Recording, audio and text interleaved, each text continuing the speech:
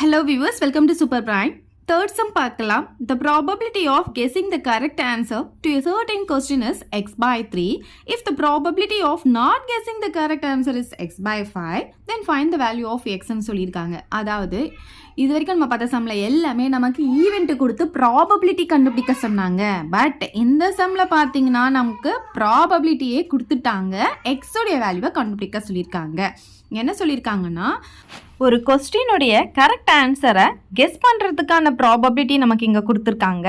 அதே மாதிரி அந்த கரெக்ட் ஆன்சரை கெஸ் பண்ணாமல் இருக்கிறதுக்கான ப்ராபபிலிட்டியும் நமக்கு கொடுத்துருக்காங்க. இதில் இருந்து எக்ஸோடைய வேல்யூவை கண்டுபிடிக்க சொல்லியிருக்காங்க.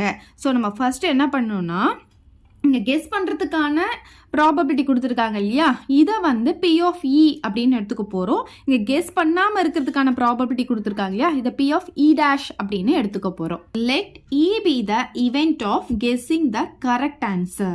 கரெக்ட் ஆன்சரை கெஸ் பண்ணுறதுக்கான ஈவெண்ட்டை E அப்படின்னு எடுத்துக்கலாம். அப்போ P of E பார்த்தீங்கன்னா அவங்க நமக்கு கொடுத்துருக்காங்க, ப்ராபபிலிட்டி ஆஃப் த ஈவெண்ட் வந்து x by 3ன்னு கொடுத்துருக்காங்க. ஸோ அதை எடுத்து எழுதிக்கலாம். அதே மாதிரி இந்த கரெக்ட் ஆன்சரை கெஸ் பண்ணாமல் இருக்கிறதுக்கான ப்ராபபிலிட்டி வந்து நமக்கு கொடுத்துருந்தாங்க. அந்த ஈவெண்ட்டை வந்து நம்ம என்ன எடுத்துக்கலாம், E டேஷ்னு எடுத்துக்கலாம்.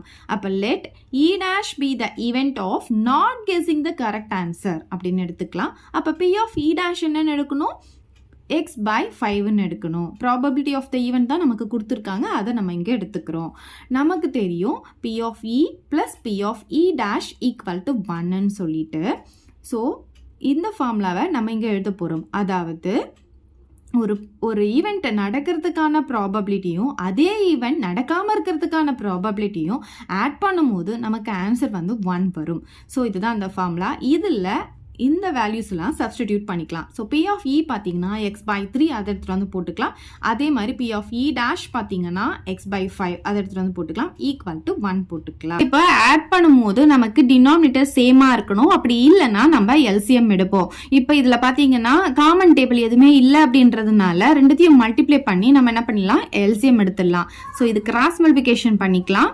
ஸோ இது ரெண்டும் மல்டிப்ளை பண்ணும்போது 5xன்னு வந்துடும். இந்த ப்ளஸ் அப்படியே போட்டுக்கலாம். இது ரெண்டும் மல்டிப்ளை பண்ணும்போது 3x அப்படின்ட்டு வந்துடும். இங்க 1 போட்டுக்கலாம். இப்போ இந்த 15 வந்து இங்க கிராஸ்ல மல்டிபிகேஷன்ல போயிடும். அதாவது இங்க டினாமினேட்டர்ல இருக்கிறது இந்த சைடு வரும்போது மல்டிபிகேஷன்ல போகும், அவ்வளவுதான். ஸோ இங்க மேல என்ன இருக்கோ அதை அப்படியே எழுதிக்கோங்க. நியூமரேட்டர்ல என்ன இருக்கு, 5x plus 3x இருக்கு. இது வந்து நியூமரேட்டர் கூட மல்டிப்ளை ஆயிட்டு 15 நமக்கு வந்துடும். சரி, இப்போ பாருங்க, இது ரெண்டுத்தையும் ஆட் பண்ணா நமக்கு 5x plus 3x வந்து 8xன்னு கிடைக்கும். ஈக்குவல் டு 15 வந்துருமா. அப்போ x உடைய வேல்யூ பார்த்தீங்கன்னா 15 by 8ன்னு நமக்கு கிடைச்சிடும். அவ்வளோதான் இந்த சம். ஏதாவது டவுட் இருந்தால் கமெண்ட் பண்ணுங்க. உங்க ஃப்ரெண்ட்ஸ்க்கு இந்த வீடியோவை ஷேர் பண்ணுங்க. மறக்காம நம்ம சேனலை சப்ஸ்கிரைப் பண்ணிக்கோங்க. தேங்க்யூ. இந்த வீடியோ உங்களுக்கு பிடிச்சா லைக் பண்ணுங்க, ஷேர் பண்ணுங்க. இது வரைக்கும் நம்ம சேனலை சப்ஸ்கிரைப் பண்ணாதவங்க சப்ஸ்கிரைப் பண்ணிடுங்க. மறக்காம பக்கத்துல இருக்க பெல் பட்டனையும் பிரஸ் பண்ணிடுங்க.